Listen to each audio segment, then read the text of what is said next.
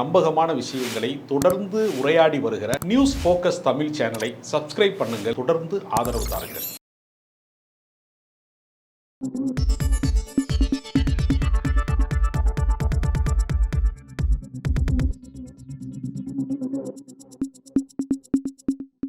வணக்கம் சார். வணக்கம். தமிழக சட்டமன்ற தேர்தல் நெருங்கக்கூடிய காலகட்டத்தில் எதிர்க்கட்சி பலம் பெறுவதை நம்ம பார்க்க முடியும். ஆளுங்கட்சி ஆன்டி இன்கம்பன்சினால ஒரு அன்பாப்புலர் ஆகிறத நம்ம பார்க்குறோம். ஆனால் தற்போதைக்கு பார்த்தீங்கன்னா பிரதான எதிர்க்கட்சி அதிமுக பலம் பெறுவதை தாண்டி அதில் இருக்கக்கூடிய கேடர்ஸ் ஷிஃப்ட் மாறுது, அப்படியே ஆப்போசிட் அன்னைக்கு போகிறது, கட்சியை விட்டு வெளியேறது அப்படிங்கிற மாதிரி தொடர்ச்சியான நிகழ்வுகளை பார்க்குறோம். குறிப்பாக அதிமுக பல சீனியர்ஸ் வெளியே போகிறதும் அவங்க இன்னும் அடுத்தடுத்து போகிறாங்க அப்படிங்கிற மாதிரி செய்திகள் வரதும் நம்ம அதிகமாக பார்க்குறோம். எப்படி பார்க்குறீங்க இது? அதிமுகவினுடைய கூடாரம் வரிசையாக காலியாகி கொண்டே இருக்கிறார். ஏதோ பாஜகவோடு கூட்டணி போனதனால் அன்வர் ராஜா போறார், அவர் மைனாரிட்டி சிறுபான்மை சமூகத்தை சேர்ந்தவர், இஸ்லாமியர் என்பதனால் அவர் கட்சி விட்டு வெளியே போறார் என்று ஒரு குறுகலான பார்வையோடு பல பேர் பார்த்தார்கள். அதை மதத்தினுடைய பார்வையில் இருந்து பார்த்தார்கள். ஆனால் பாஜகவோடு கூட்டணி போனதற்காக அன்வர் ராஜா போனாருங்கிறதை தாண்டி பாஜகவுக்கு தலைவராக இருந்தவரே போயிட்டாரு, திமுகவுக்கு போயிட்டாரு, இனிமே வேணாம், இது விளங்காதுன்னு போயிட்டாரு. இப்போ நீங்கள் பார்த்தீங்கன்னா ஒரு பெரிய லிஸ்ட் இருக்கு. ஒரு அதிமுகவினுடைய 2ஆம் கட்ட தலைவர்கள், மாவட்ட செயலாளர்களில் 20 பேர் காத்திருக்கிறாங்க. நான் வெளியே போகிறேன், அதிமுக வேணாம், இந்த கட்சி தேராது, இந்த தேர்தலோட ஒரு மிகப்பெரிய அஸ்தமனத்தை அதிமுக சந்திக்க போகிறது. ஒரு பக்கம் பொருந்தா கூட்டணி, இன்னொரு பக்கம் யாரோடையெல்லாம் பொருத்தமாக சேர்ந்திருக்க வேண்டுமோ, யாரோடையெல்லாம் சேர்ந்தால் வலிமை வருமோ அவர்களை கைவிட்டு விட்டு யாரோடையெல்லாம் சேர்ந்தா வலிமை பறிபோகுமோ அவர்களோட கைகோர்ப்பது. அதனால 65 சீட்டு அதிமுக வெற்றி பெற்று எதிர்க்கட்சி அந்தஸ்திலே இந்த 4.5 ஆண்டு காலம் அவர்கள் இந்த 4 ஆண்டு காலத்திற்கு மேலாக அவர்கள் நடத்தி வைத்திருக்கக்கூடிய இந்த சாம்ராஜ்யத்தை கூட திரும்ப காப்பாற்ற முடியுமா? இந்த 65 எம்எல்ஏங்கிறது சட்டுன்னு கீழே இறங்கி 25 எம்எல்ஏக்கு கீழே போயிடும் என்று அதிமுக நிர்வாகிகள் பதட்டத்திலே இருக்கிறாங்க. இந்த வண்டி ஓடாது, இது என்னைக்கு இருந்தாலும் இது ஃபெயிலியர் தான். ஏன்னா இதை எந்த நேரத்தில் ஸ்டாலின் அவர்கள் இதை சுந்தரா டிராவல்ஸ்ன்னு சொன்னாரோ அதே மாதிரி தான் வண்டி ஓடிட்டு இருக்கு.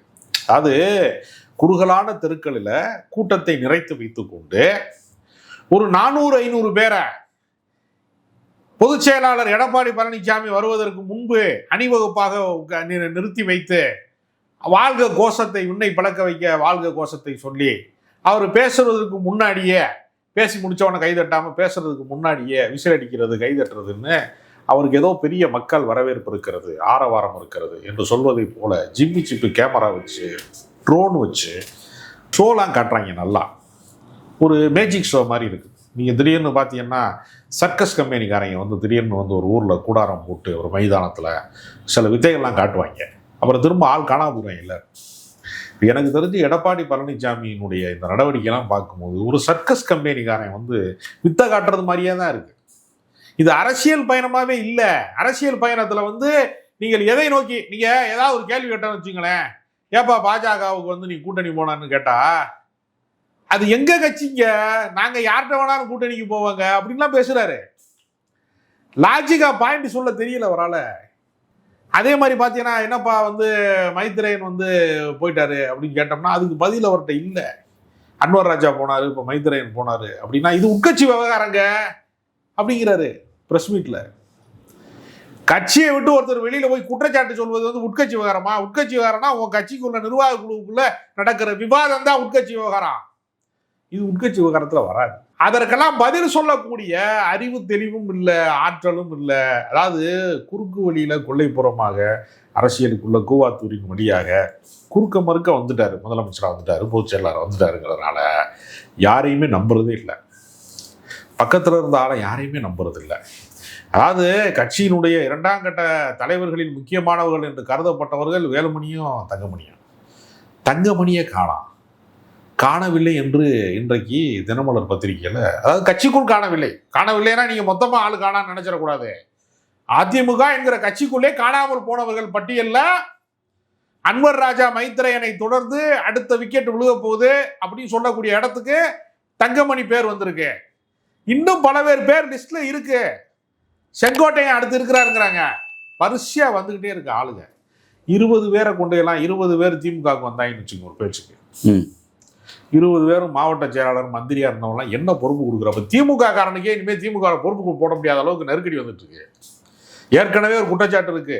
அதிமுகவில இருந்து அமைச்சர்களா வந்த ரகுபதியில இருந்து, சேகர் பாபுல இருந்து, KKSSR ராமச்சந்திரன்ல இருந்து ஒரு பெரிய பட்டியல் சொல்றாங்க.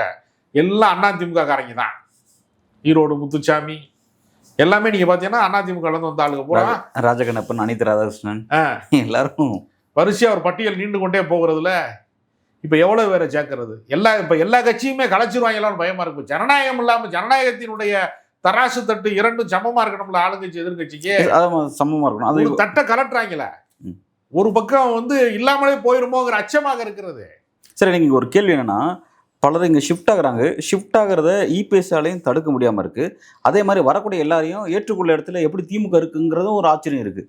ஏன் அப்படின்னா தமிழ்நாடுடைய அரசியலுங்கிறது இருதுருவ அரசியல். திமுக வர்சஸ் அதிமுக அப்படிங்கிறதா இருக்குது. தேசிய கட்சிக்கு இங்கே ரோல் இல்லை அப்படிங்கிறது தான் கடந்த 40-50 ஆண்டுகளில் தமிழக அரசியல் வரலாறாக இருக்குது. அப்படி இருக்கும் பொழுது ஏற்கனவே தேசிய கட்சியாக இருக்கக்கூடிய ஆளுங்கட்சியாக இருக்கக்கூடிய பாஜக தமிழ்நாட்டில் அதிமுக வீக்கன் பண்ணிட்டு அந்த இடத்துல வளர முயற்சி பண்ணுற ஒரு குற்றச்சாட்டு இருக்குது. அது திமுகவே வைக்கிறாங்க அப்படிங்கிறத பார்க்குறோம். அப்படி இருக்கும் பொழுது அங்கேருந்து ஷிஃப்ட் ஆகக்கூடிய முக்கியமான கேடர்ஸை திமுக எடுத்துக்கிறதுங்கிறது இன்னமும் பாஜக கால் ஒன்றதான ஒரு வழிவகையை ஏற்படுத்தாது. இது எப்படி இல்லை, பாஜக நினைத்தது என்னன்னா, அதிமுகவை பலவீனப்படுத்தினால், அதிமுகவை உடைத்தால், அவர்கள் வலிமை குன்றினால் அந்த இடத்திற்கு தாங்கள் வந்து விடுவோம் என்று அவர் நினைச்சாங்க. அதற்கு மாற்றாக விஜயனுடைய அரசியல் இயக்கம் இளைஞர்களுக்கு மத்தியில் செல்வாக்கு மிக்கதாகவும் கூடுதலான வாக்கு பெறுவதற்கான வாய்ப்புள்ள அரசியல் கட்சியாகவும் அது உருமாறிட்டே இருக்கு.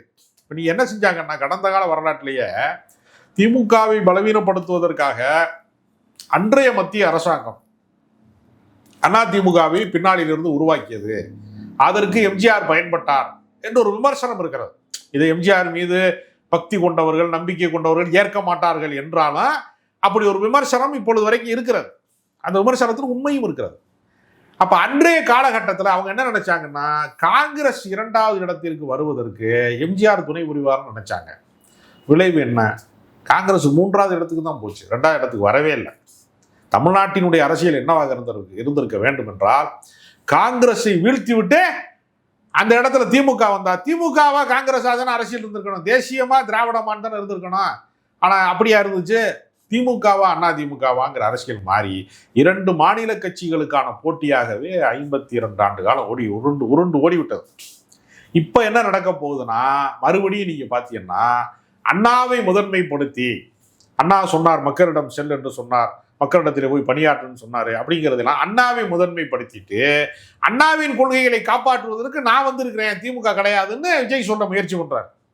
அது 40 வயதுக்கு கீழானவர்கள், 30 வயதுக்கு கீழானவர்கள்ட்ட ஒரு கூட்டாயிடுச்சு. அதை நம்ம மறுக்க முடியாது. அவருக்கு குறிப்பிடத்தக்க வாக்கு சதவீதம் உருவாகி வருகிறது என்பதை பல நடைமுறையிலே நம்ம பார்க்கிறோம். வீட்டுக்கு ஒரு இளைஞன் அல்லது வீட்டுக்கு ஒரு இளம்பெண், யாராவது ஒருத்தர் முதல் தலைமுறை வாக்காளர்கள் விஜயின் ஆதரவாளர்களாக இருக்கிறார்கள். அதை அடுத்த கட்டத்திற்கு நகர்த்தி செல்வதற்கான அரசியல் ஆற்றலோ அனுபவம் மிக்கவர்களோ வேகமாக வேலை செய்யக்கூடியவர்களோ போராட்டமாக மாற்றுவது, அதை கள அரசியலாக மாற்றுவது என்கிற இடத்துல விஜயிடம் ஒரு பின்னடைவு இருக்கிறது. அந்த பின்னடைவே களைவதற்கான வாய்ப்பு விஜயிடம் உருவாகிவிட்டால் 2வது சக்தி இனிமேல் தமிழக வெற்றி கழகம் தான் என்கிற இடத்தை நோக்கி அது நகர்கிறது. சார், நீங்கள் பேசும்பொழுது குறிப்பிட்டீங்க திரு தங்கமணி அவர் ஷிஃப்டாக வாய்ப்பு இருக்குது அப்படின்ற மாதிரியான சில செய்திகள் நானும் படித்தேன், பத்திரிகையில் வந்திருந்தது, கவனித்தேன். பட் அவர் இபிஎஸோட சம்பந்தி இருக்கிறாரு. கொங்கு பெட்டில் பார்த்தீங்கன்னா ரொம்ப முக்கியமான, அதாவது எடப்பாடி பழனிசாமிக்கு ரைட் அண்ட் லெஃப்ட்டுங்கிற மாதிரி, எஸ்பி வேலுமணி இந்த பக்கம் தங்கமணி அப்படிங்கிற மாதிரி முக்கியமான நபராக இருக்கார். இப்போ அவர் இங்கே ஷிஃப்ட் ஆகிறாரு அப்படின்னா அது ஒரு ஆச்சரியம் அடையக்கூடிய செய்தியாக இருக்குது. அதோட பாசிபிலிட்டிஸ் எப்படின்னு அதாவது தமிழ்நாட்டு அரசியலிலே கொங்கு மண்டலம் என்பது அதிமுகவுக்கு கொஞ்சம் அசைத்து பார்க்க முடியாத இரும்பு கோட்டை என்று அவர்கள் வர்ணிக்கக்கூடிய அளவுக்கு வலிமை படைத்ததாக இருக்கிறார். அந்த ஏரியாவையெல்லாம் கைப்பற்ற வேண்டும் என்பதற்காகத்தான் செந்தில் பாலாஜி போன்றவர்களை முதன்மை சக்தியாக தேர்தல் அரசியலிலே திமுக பார்த்தது. அதற்கான அவர் ஜெயித்து காட்டுகிறேன் என்று சவால் விடக்கூடிய அளவுக்கு அவர் தேர்தல் பணி ஆற்றக்கூடியவராக செந்தில் பாலாஜி இருந்தார். அதே மாதிரி அதிமுகவிலே இருந்து கடந்த காலங்களிலே இருந்தவர் அவர் ஈரோடு முத்துசாமி என்று வர்ணிக்கப்படுகிற அமைச்சராக இருக்கிறார். அவரும் ஒரு முக்கியமான பங்களிப்பு. அது மாதிரி சக்கரபாணி என்று சொல்லக்கூடியவங்க, இன்னும் வேறு சில தலைவர்கள்லாம் வந்து முதன்மை சக்திகளாக கொங்கு மண்டலத்தில் கூடுதல் கவனம் செலுத்த வேண்டும் என்று அதனுடைய நேரடி பார்வையை, திமுகவிற்கு எது வந்து ஒரு கொஞ்சம் பின்னடைவாக இருக்கிறதோ அல்லது வாக்கு சதவீதம் குறைவாக இருக்கிறதோ அந்த இடத்தை கைப்பற்ற வேண்டும் என்பதற்காக வேண்டிய உதயநிதி ஸ்டாலினே நேரடி கவனம் செலுத்தக்கூடிய இடமாக கொங்கு மண்டலம் இருக்கிறது. இப்ப கொங்கு மண்டலத்தில் இருந்து அதிமுகவினுடைய இரண்டாம் கட்ட தலைவர்களில் ஒருவராக இருக்கக்கூடிய தங்கமணி போன்றவர்கள் வருகை தந்தால் கொங்கு மண்டலம் அதிமுகவின் கோட்டை என்பது தகர்க்கப்படும். இன்றைய தினம் கூட பார்த்தீங்கன்னா கூட இபிஎஸ் சொன்னார், பிரச்சாரத்தில் சொன்னார், இன்னமும் கொங்கு மண்டலம் அதிமுக கோட்டையாக தான் இருக்குது, அதை யாராலும் தகர்க்க முடியும்னு சொல்லிட்டு இருந்தார். இப்போ அது மாறப்போகுதுங்கிறதா? அதாவது தென் மாவட்டங்களிலே ஏற்கனவே அதிமுக தேய்பிரையாகி விட்டது, அங்கு இனிமேல் தேர்த்தவே முடியாது. தென் மாவட்டங்களில் அந்த முக்குளத்தோர் சமூகத்தினுடைய வாக்கு வங்கிக்கு ஆல்டர்னேட்டிவ் சோர்ஸா ஓபிஎஸ் இவ்வளவு நாள் இருந்தார். ஓபிஎஸ்க்கு பதிலாக தான் நயினார் நாகேந்திரனை தலைவராக்கியிருக்காங்க. அண்ணாமலையை அப்புறப்படுத்தியதற்கு காரணமே நயினார் நாகேந்திரனுடைய சமூக பின்னணி தான் காரணம். இப்ப தங்கமணி போன்றவர்கள் எல்லாம் தாக்கு பிடிக்க முடியல. அவர் எங்கேயுமே கூப்பிடுறதில்ல, கட்சியினுடைய கூட்டங்களுக்கு கூப்பிடுறதில்ல, நிர்வாக ரீதியான விஷயங்களுக்கு கூப்பிடுறதில்ல, வந்து பிரதமரை சந்திக்க போனதற்கு கூப்பிடல, அமித்ஷாவை பார்க்க போனது எதுக்குமே அவரை கூப்பிடவே இல்லை. அவர் புறக்கணிப்புல இருக்கிறாரு. புறக்கணிப்புல இருப்பதற்கு என்ன காரணம்? அவர் என்ன தவறு செய்தார், கட்சிக்கு என்ன துரோகம் செய்தார் அல்லது என்ன தவறு செய்தார்னா அவர் எந்த துரோகமும் செய்யல. கட்சிக்கு துரோகம் செய்யாதீங்கன்னு சொல்றாரு. யாரை பார்த்து சொன்னார்னா எடப்பாடியை பார்த்து சொன்னார். அவர் என்ன சொன்னார்னா, இந்த கட்சி வலிமை வர வேண்டும் என்றால் கட்சியிலே பிரிந்து சென்றவர்கள் எல்லாரையும் குறைந்தபட்ச நிபந்தனையோடு ஒன்று கூட்டுவதற்கான வாய்ப்பை உருவாக்க வேண்டும். நம்ம வந்து யாரையாவது ஒருத்தரை வந்து நீண்ட கால கட்சிக்காரரை நடுத்தருவில் நிப்பாட்டிட்டு நம்ம மட்டும்தான் கட்சி, நான் தான் கட்சி அப்படின்னு நம்ம சொல்லிக்கிட்டே தெரிஞ்சோம்னா நம்மளை அதிமுகவின் தொண்டர்கள் நம்மளை தனிமைப்படுத்தி விடுவார்கள். எனவே ஒரு தொகுதிக்கு 5000 10,000 வாக்கு வித்தியாசத்திலே வலிமை பெற்றவர்களாக இருந்தால் கூட வெற்றி தோல்வியை தீர்மானிக்கிற இடத்துல பல இடங்கள்ல அவர்களுக்கென்று ஒரு பங்களிப்பு இருக்கிறது, அவர்களுக்கு மரியாதை செலுத்த வேண்டும் என்று அவர் சொல்றார். அப்ப டிடிவி தினகரனா இருந்தாலும் சரி, ஓபிஎஸ்ஆ இருந்தாலும் சரி, யாராக இருந்தாலும் சரி, அவர்களை ஒருங்கிணைக்காமல் நமக்கு வெற்றி சாத்தியப்படாது என்பதை நிர்வாக குழு கூட்டங்களிலே அவர் கொஞ்சம் வெளிப்படையாக பேசிட்டார். பேசின உடனேயே இவர் ஓபிஎஸ் ஆதரவாளர் என்கிற முத்திரையை குத்தி தங்கமணியை ஓரங்கட்டி விட்டார்கள். அப்ப தங்கமணிக்கு வந்து நம்ம கட்சி கெட்டு போயிடக்கூடாது, கட்சி வலிமை இல்லாமல் போயிடக்கூடாது, கட்சி தோத்து போயிடக்கூடாது, கட்சி இல்லாமல் போயிடக்கூடாது. எம்ஜிஆர் வளர்த்த கட்சி இது, எடப்பாடி வளர்த்த கட்சி இல்ல, எம்ஜிஆர் வளர்த்த கட்சி, ஜெயலலிதா போற்றி பாதுகாத்த கட்சி, லேடியா மோடியான்னு கேட்ட கட்சி, சமூக நீதி காத்த வீராங்கனைன்னு பட்டங்களை சூட்டுவதற்கு காரணமாக இருந்த கட்சி, இவ்வளவு வேலையை செஞ்ச ஒரு அரசியல் கட்சியை கொண்டு போய் யானையை கொண்டு போய் பஸ் ஸ்டாண்டில் பிச்சை எடுக்க விட்டது மாதிரி பலவீனப்படுத்துகிற வேலையை செய்யக்கூடாதுன்னு அவர் சொல்றாருல. சில பேருக்கு நல்லது சொன்னா பிடிக்காது, அதோட கட் பண்ணி விட்டுருவாங்க. சில பேர் கரகம் பிடிச்சிருச்சு அப்படின்னு சொல்லுவாங்க. சில பேர் எப்படின்னா, நல்லது சொல்றவனை எவன் கட் பண்ணி விடுறானா அவனுக்கு தீமை வரப்போகுது, அதைத்தான் கரகம் முடிச்சுன்னு சொல்லுவாங்க. அது மாதிரி இப்ப கரகம் முடிச்சு ஆட்டுது எடப்பாடிக்கு. அதனால ஒவ்வொரு ஆளா கலண்டு போறாங்க. நீங்க போற வண்டியில சுந்தரா டிராவல்ஸ் வண்டியில தான் போறீங்க, ஒவ்வொரு டயரா கலண்டுகிட்டு இருக்கு.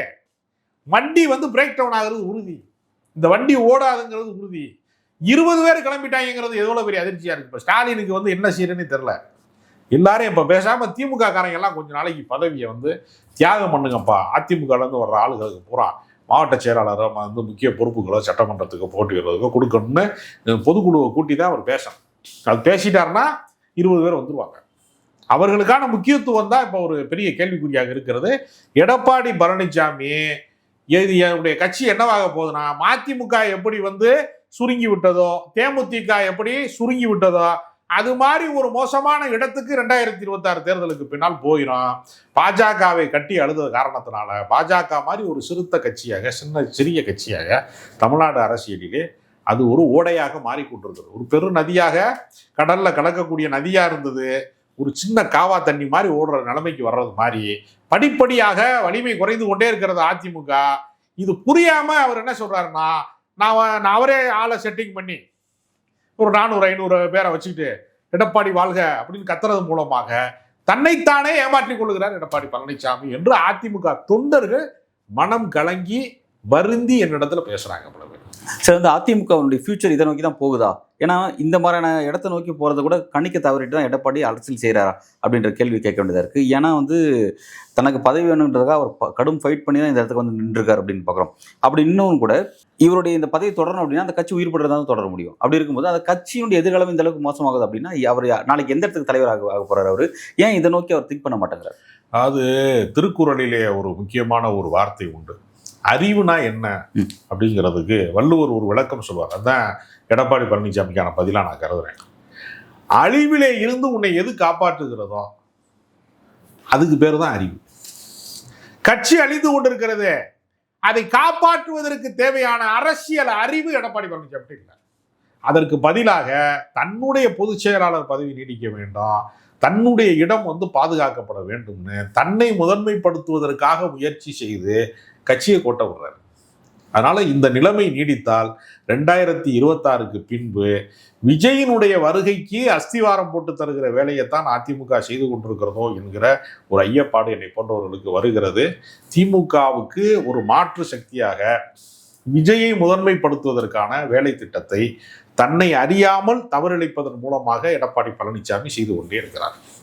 விஜயுடைய வருகையினால இபிஎஸோட இடம் மட்டும் தான் பாதிக்குது, அது அதிமுக இடம் மட்டும் தான் பாதிக்கப்படுது அப்படின்றது மட்டும் எப்படி நீங்க அது அவர் விஜய் எல்லாருடைய வாக்குகளையும் ஸ்பாயில் பண்றாரு அப்படின்னு தான் பார்க்கப்படுது. கேட்கறது சரியான கேள்வி. என்ன காரணம்னா, எந்த கட்சியிலே கட்டமைப்பு கலைகிறதோ அந்த கட்சிக்காரர்கள் தான் வேறு கட்சிக்கு போவாங்க. நீங்க வந்து வேடந்தாங்கல் பறவை மாதிரி இருக்கக்கூடியவன் வந்து ஏன் வேறு வேறு இடங்களுக்கு போறாங்கன்னா அந்த கூடாரம் காலியாகுது.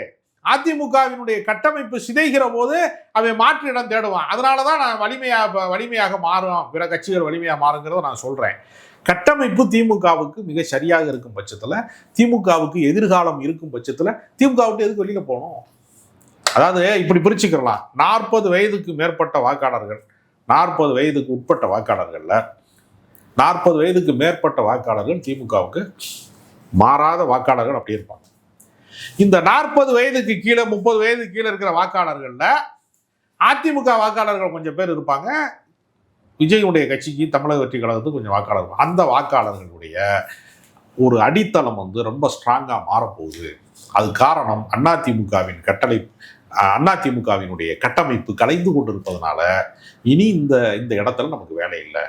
மரம் பட்டு விட்டது, இனி இங்கு பழங்கள் பழுக்காது, இங்கு கனிகள் காய்க்காது, அரசியல் அதிகாரம் நமக்கு இங்கே இருந்தால் கிடைக்காது, எங்கே கிடைக்குமோ இங்கே போவோம்ட்டு புதிய இடங்களை நோக்கி அவங்க பயணிப்பாங்க. இல்லை சார், ஆனால் நீங்கள் 40 வயதுக்கு குறைஞ்ச வாக்காளர்களுக்கு தான் அதிமுக வாக்காளர்கள் சிக்கல் தான் நீங்கள் சொல்கிறீங்க. ஆனால் இப்போ ஷிஃப்ட் ஆகிறவங்களாம் பார்த்தீங்கன்னா சீனியர்ஸும் ஷிஃப்ட் ஆகிறாங்க அப்படிங்கிறத பார்க்குறோம். அதிமுக நான் சொல்றது, நீங்கள் சொல்றது தலைவர்களை நோக்கி நீங்கள் சொல்றீங்க, நான் தொண்டர்களை நோக்கி சொல்கிறேன். தொண்டர்கள் ஷிஃப்டிங்கிறது தெரியாதுங்கிறீங்களா? அது தொண்டர்கள் ஷிஃப்டிங் கண்ணுக்கு எப்படி தெரியும் உங்களுக்கு? மைத்ரேயன் போய் திமுகவில் சேர்ந்தா தெரியும். அந்த மனநிலை கொண்டிருக்கக்கூடிய லட்சக்கணக்கான கோடிக்கணக்கான தொண்டர்களும் வாக்காளர்களும் என்ன மனமாற்றத்தை நிகழ்த்தி கொண்டிருக்கிறான்னு தேர்தல் நேரத்தில் தானே தெரியும். நீங்க இப்ப எப்படி தெரியும்? நீங்க அன்வர் ராஜா என்கிற தனி மனிதர் போனார், மைத்ரேயன் என்கிற தனி மனிதர் போனார் அப்படிங்கிறது அல்ல. அவர்கள் ஒரு இயக்கம் வளர்த்தவர்கள், அவர்கள் ஒரு மாவட்ட அரசியலை வந்து அன்வர் ராஜா கட்டமைத்தவர். அப்படிப்பட்டவர்கள் போறாங்க அப்படிங்கிறப்ப அவரோட ஃபாலோவர்ஸ் இருப்பாங்க, அவங்களுடைய மாற்றமும் அதில் நிகழும். அவங்களுக்கு அறிக்கை விடக்கூடிய அந்த தகுதி இருக்காதே தவிர, வெளிச்சம் இருக்காதே தவிர, ஊடக வெளிச்சம் இருக்காதே தவிர, அதே போல சாரசாரையாக ஆயிரக்கணக்கானவர்கள் நிர்வாகிகள் வெளியேறிக்கொண்டே இருக்கிறார்கள் தினசரி. ஆனால் அதிமுக கூடாரம் என்பது காலியாகி கொண்டிருக்கிறது. சரி, இங்கே இன்னொரு கேள்வி, ஃபைனல் கேள்வி என்னன்னா, இப்போ களம் வந்து பார்த்தீங்கன்னா தொடர்ச்சி 10 வருஷம் அதிமுக ஆட்சி செஞ்சாங்க, 2011-21. இதன் பிறகு தான் வந்து 21 எலெக்ஷனில் எடப்பாடி பழனிசாமி அவர் தலைமையில் அதிமுக எலெக்ஷன் சந்திச்சாங்க. பெரிய நம்பர் எடுத்தாங்க, கிட்டத்தட்ட 66 சீட்ஸ் எடுத்தாங்க. கூட்டணியோட சேர்த்தா 76 சீட்ஸ் எடுத்தாங்க நினைக்கிறேன். இப்போ இந்த மாதிரி ஆன்டிகமெண்ட்ஸ் அவங்களுக்கு தான் இருக்குது. அப்படி இருக்கும் பொழுது கூட மக்கள் நான் இது எப்படி பார்க்குறேன்னா, எடப்பாடி பழனிசாமியோ அதிமுகவோ பாஜகவோட கூட்டணி வைக்கிறாங்கிறது தேவை கிடையாது, திமுக எந்த அளவுக்கு எதிர்க்கிறாங்க அப்படிங்கிறத வச்சு அந்த அரசியல் அப்படி இருக்குது தான் மக்களோட முடிவு காட்டுது. ஏன்னா 10 வருஷத்துக்கு அப்புறம் கூட பெரிய அளவில் ஒரு வாக்கு போட்டு தேர்ந்தெடுக்கிறாங்க அப்படின்னும் போது, அப்போ இந்த முறை அது வந்து இவங்களுக்கு ப்ளஸ்ஸாக தான் அமைய போகுது இந்த முறையும். ஏன்னா இந்த மாதிரி ஆன்டிகமெண்ட்ஸ் இவங்களுக்கு அப்படின்னும் போது இவங்களுக்கு ப்ளஸ்ஸாக தான் அமையும். இப்போவும் மக்கள் பாஜக கூட எடப்பாடி பழனிசாமி கூட்டணி வச்சிருக்காருன்றதுக்காகவே ஆப்போசிட்டை நீங்கள் தேர்ந்தெடுப்பாங்களா? எப்படி இதை புரிஞ்சுக்கிறது? இதற்கு நான் ஒரு உதாரணம் சொல்கிறேன். மோடி எதிர்ப்பு என்று வருகிற போது, பாஜக எதிர்ப்பு என்று வருகிற போது, வலிமையான காங்கிரஸ் கூட்டணிக்கு பின்னால் அணிதிரளக்கூடிய இந்தியா கூட்டணி என்று அணிதிரளக்கூடிய இடத்துல தமிழ்நாட்டில் மோடி எதிர்ப்பு திமுக தலைமையில் நிகழ்ந்ததா? அதே மோடி எதிர்ப்பை வந்து வலிமையாக முன்வைக்கிறோம் அப்படின்னு சொல்லக்கூடிய காங்கிரஸுக்கு அவர்களுடைய வலிமையால் நிகழ்ந்ததா? கம்யூனிஸ்டுகள் எதிர்க்கிறார்கள், சிறுபான்மை மக்கள் எதிர்க்கிறார்கள். இப்படி எல்லாரும் எதிர்க்கிறாங்க. மோடி எதிர்ப்பு, பாஜக எதிர்ப்புங்கிற அந்த இந்தியா கூட்டணி எதிர்ப்பு எல்லாரும் எதிர்க்கிறாங்க. வலிமை மிக்க சக்தி யாருன்னு பார்ப்பாங்க. திமுக தான் தமிழ்நாட்டில் வலிமை மிக்க சக்தி. அப்ப அதுக்கு தானே எல்லாரும் ஓட்டடிக்கிறாங்க. அப்ப இந்த படை தளபதி முன்னோக்கி நகருகிறார்னா அவர் பின்னாடி எல்லாரும் போயிடுவான்.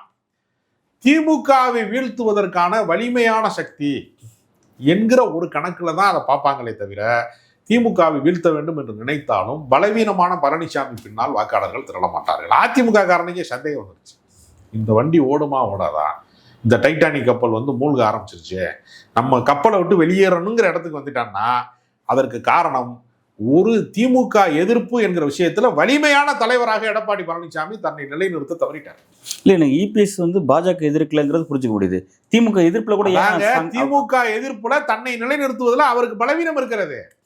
தன்னுடைய படை தளபதியாக தன்னுடைய கட்சியினுடைய 2ஆம் கட்ட தலைவராக இருக்கக்கூடிய அன்வர் ராஜா ஏன் போனாருங்கிறதுக்கு பதில் சொல்வதற்கு அவருக்கு முடியல. அவரால் அவரு பாஜக கூட்டணி வச்சுதான் போறான்றதான் ஒரே விஷயம் சொல்றாரு. மற்றபடி அவர் பேசுற ஆணித்தரமா அவர் மறுப்பு தெரிவிக்கிறது மாதிரி இவர் சொல்லணும்ல.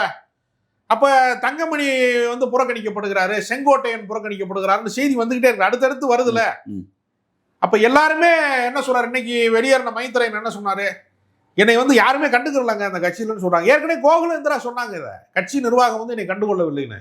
அப்ப இவ்வளவு உள்ள குமுறலோடு கட்சியின் நிர்வாகிகள் இருப்பார்கள், 2ஆம் கட்ட தலைவர்கள் இருப்பார்கள், மாவட்ட செயலாளர் இருப்பாங்க, மந்திரியா இருந்தவங்க எல்லாம் இருப்பாங்கன்னா அந்த கட்சி எப்படி உருப்படும்?